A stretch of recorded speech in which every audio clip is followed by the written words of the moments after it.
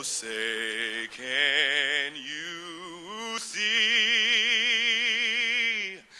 by the dawn's Who are we as a people? light, What do we stand for as a country? What does California believe in? What values and ideals are we willing to work for and make sacrifices for? We're here to say and send an unambiguous, unqualified, unmistakable, and unshakable message to the people of California. The future is now. We're going to see this beautiful wave coming across this country. From New York, from Florida, you're with me. We're going to see victories in Virginia. We're going to see victories in Ohio. We're going to see victories in Nebraska. Two reasons, Florida, Ohio.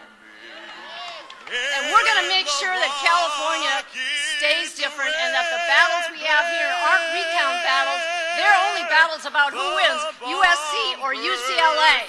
Do you believe that the only way to win this election is to get out and work the precincts, to walk, to talk, to get on the phones, and to make sure that every person in this state understands that if you want a future in California, then vote Democratic? So I come here today to ask you to do battle for our beliefs. I ask you to practice politics at its best, which is having belief and passion and principle in your heart. One person talking to 10 people, talking to 100 people, talking to 1,000 people, making change every step of the way. And it won't be easy. It's never been easy.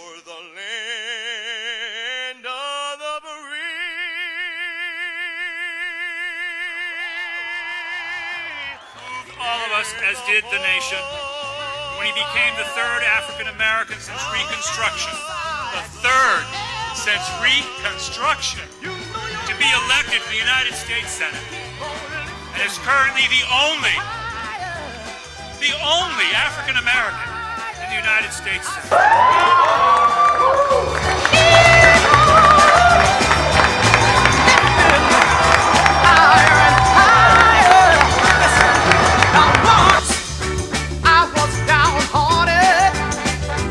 Disappointment was my closest friend, but then you came and he soon departed, and you know he never showed his face again.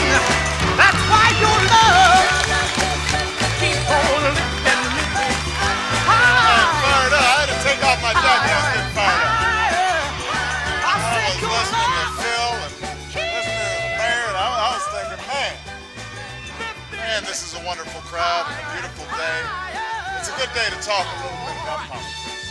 There was a famous march on Selma that was turned back on the Edmund Pettus Bridge. And Dr. King watched because he wasn't able to participate in the march that day as the billy clubs and the horses and the tear gas beat back marchers who were simply looking for basic humanity and decency, trying to win their freedoms.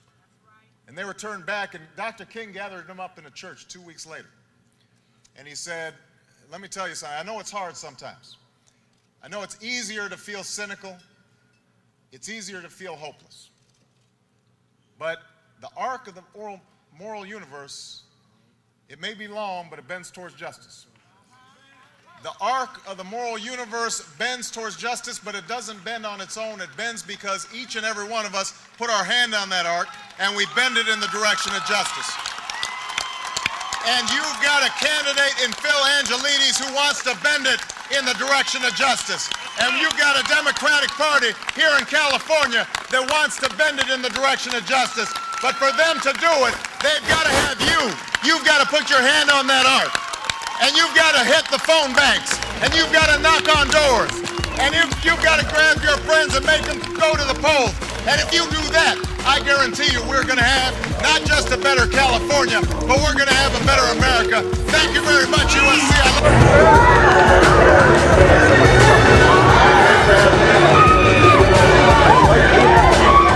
You guys keep on working hard. Don't give up. All across the country, there's a move for change. And that's true in California as well. We just got to make sure that we're applying the shoe leather, and if we get our voters out, we're going to be just fine.